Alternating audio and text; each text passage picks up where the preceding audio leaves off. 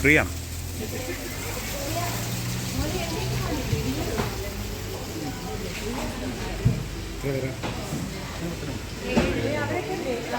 अरे മേടിക്കും. बुलाना उसको.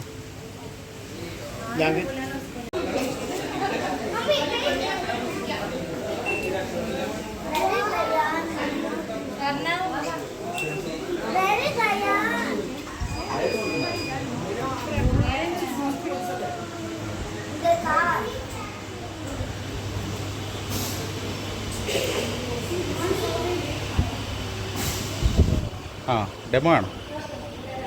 ആ ആലപ്പുഴ.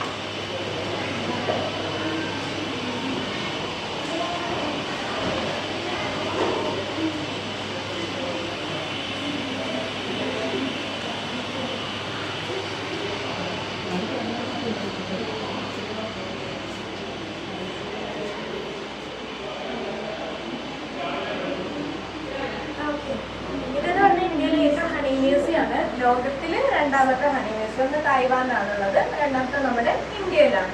നമ്മളിപ്പോ പല തരത്തിലുള്ള തേനീച്ചക്കൂടുകൾ കണ്ടിട്ടുണ്ടാവും. അതിനുള്ളിലൊക്കെ ആയിട്ട് 3 തരത്തിലുള്ള ബീസുകളാണ് ഉള്ളത്. മെയിൽ ബീസ്, ഫീമെയിൽ ബീസ്, ഡ്രോൺ ബീ. ഈ മെയിൽ ബീസ് വെച്ചാൽ ലേസി ബീസാ, റാണിയായിട്ട് മേക്ക് ചെയ്യുക, തേനീച്ചകൾ കൊണ്ടുവരുന്ന ഫുഡ് കഴിക്കുക, അത് മാത്രമല്ല അവരുടെ പണി. അടുത്ത ഫീമെയിൽ ബീസ്, അവർ അറിയപ്പെടുന്ന തന്നെ വർക്കർ ബീസ് എന്നാണ്. ആ കൂട്ടിൽ എല്ലാ ജോബുകളും ചെയ്യുന്നവരായിട്ട്. അടുത്ത ഡ്രോൺ ബീ റാണി ഈച്ച. റാണി എന്ന് പറഞ്ഞാൽ ആകെ കൂട്ടിൽ ഒരാളെ ഉണ്ടാവുള്ളത്, വലുതാണ്. നെക്സ്റ്റ് ജനറേഷനൊക്കെ ഉണ്ടാക്കാനുള്ള കഴിവും ഈ റാണിക്കാണുള്ളത്. ഒരു പ്രത്യേകത എന്താണെന്ന് വെച്ചാൽ ഒരു റാണിയും ജനിക്കുമ്പോൾ തന്നെ റാണിയായിട്ടല്ല ജനിക്കുന്നത്. നോർമൽ ഒരു ലാർവയ്ക്ക് റോയൽ ജെല്ലി എന്ന് പറയുന്ന ഒരു സ്പെഷ്യൽ ഫുഡ് കഴിക്കാൻ പോകുമ്പോൾ അതിനെ റാണിയാക്കി മാറ്റിയാണ് ചെയ്യുന്നത്. പിന്നെ അവരുടെ ഒരു ലൈഫ് സർക്കിളാണ്. ഈ റാണിയച്ച കൂട്ടിനുള്ളിൽ വന്ന് മുട്ടയിട്ടിട്ട് അതിലേക്ക് തേനും പൊടിയും വെള്ളവും മിക്സ് ചെയ്തിട്ടുള്ള ബീ ബ്രെഡ് നല്ലൊരു ഫുഡ്. ഈ നോർമൽ ബീസ് കഴിക്കുന്നതാണ് ബീ ബ്രെഡ്. അതാ കൂടുതൽ ഫീമെയിൽ ബീസ് അങ്ങനെ കഴിക്കാൻ വെച്ചു കൊടുക്കും. അങ്ങനെ കഴിച്ചതിന് ശേഷം മിക്ക സ്റ്റേജിലേക്ക് എത്തുന്നതാണ് ഈ ഒരു ലൈഫ് സർക്കിൾ എന്ന് പറയുന്നത്. 23 മുതൽ 25 ദിവസം വരെയാണ് ഒരു ലാർവ ഈച്ച സ്റ്റേജിലേക്ക് എത്താനുള്ള ടൈം പീരീഡ്. ഇത് പിന്നെ അവരുടെ ഹെഡിന്റെ ഒരു സ്ട്രക്ചറാണ്. അവർക്ക് ടോട്ടൽ 5 കണ്ണുകളാണുള്ളത്. 2 കോമ്പൗണ്ട് ഐസ്, 3 സെൻസർ ഐസും. അത് മാത്രമല്ല 800-ൽ പരം ലെൻസുകളും ഉണ്ട്. അപ്പൊ നമ്മളോടൊക്കെ പറയാറില്ലേ തേനീച്ചക്കൂട്ടിലേക്ക് ഒന്നും കണ്ടെറിയരുത്, ഒരു സെൻസർ ഐസ് ഉള്ളത് കൊണ്ടാണ് അവർ സെൻസ് ചെയ്യാനും അറ്റാക്ക് ചെയ്യാനും ചാൻസ് ഉണ്ട്. മാത്രമല്ല ലക്ഷക്കണക്കിന് രോമങ്ങളുണ്ട്. അവരെ കണ്ണിൽ വരെ രോമങ്ങളാണ്. ആൽബർട്ട് ഐൻസ്റ്റീൻ പറയുന്നുണ്ട് ലോകത്ത് തേനീച്ചകൾ എന്നില്ലാതാവുന്നോ അതിനുശേഷം ഒരു 4 വർഷത്തിൽ കൂടുതൽ ഈ രോഗം തന്നെ ഉണ്ടാവില്ല. കാരണം 80% പോളിനേഷൻ പരാഗണം നടത്തുന്നത് അവരാണ്. അവരെ നമ്മൾ സേവ് ചെയ്തേ മതിയാവും. പിന്നെ അവർ മേക്ക് ചെയ്യുന്നതാണ്. ഈ റാണി മെച്ചുവേർഡ് ആയി കഴിഞ്ഞാൽ ആ റാണി കൂട്ടുന്ന പുറത്തോട്ട് ഇറങ്ങുന്ന സമയത്ത് അതൊരു ഹോർമോൺ ഉത്പാദിപ്പിക്കും. അത് അട്രാക്ട് ചെയ്തിട്ട് ആ കൂട്ടിലെയും തൊട്ടടുത്ത കൂട്ടിലെയും ആ ഏരിയയിലുള്ള എല്ലാ തരത്തിലായ ആൺതേനീച്ചകളും ഈ റാണിയുടെ പുറകാലെ പോകും.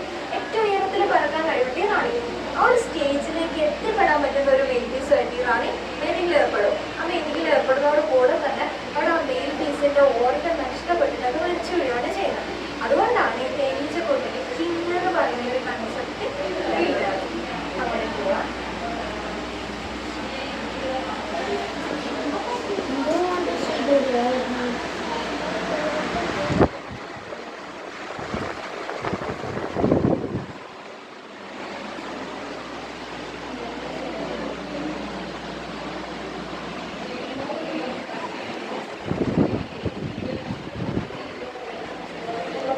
അതുകൊണ്ട് തന്നെ അതിന്റെ ഔഷധ മൂല്യം കൂടുകയും ചെയ്യും.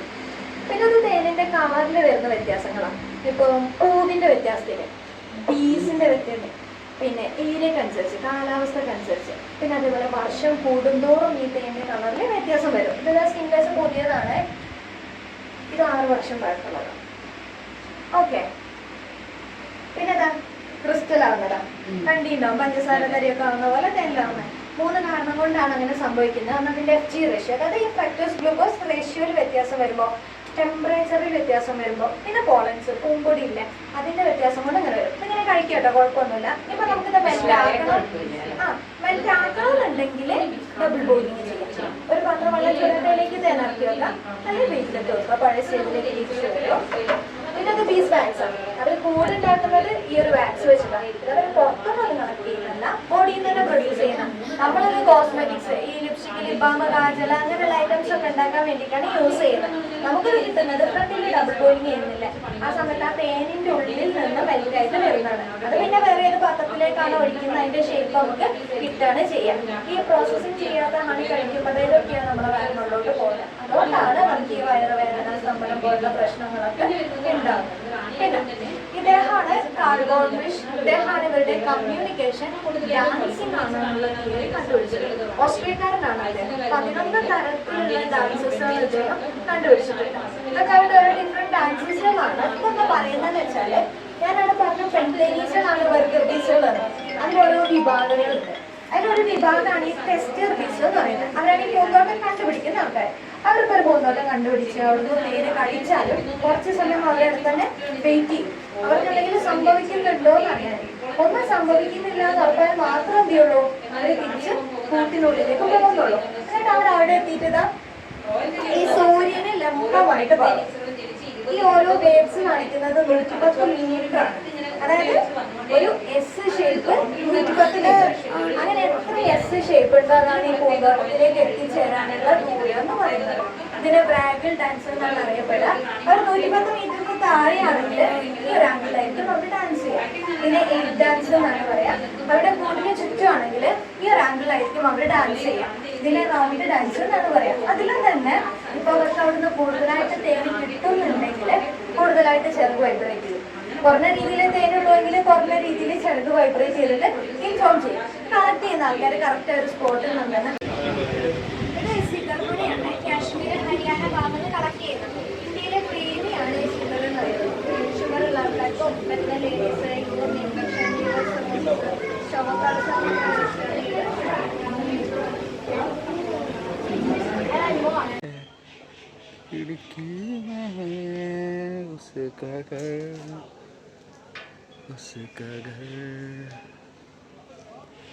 Let's go.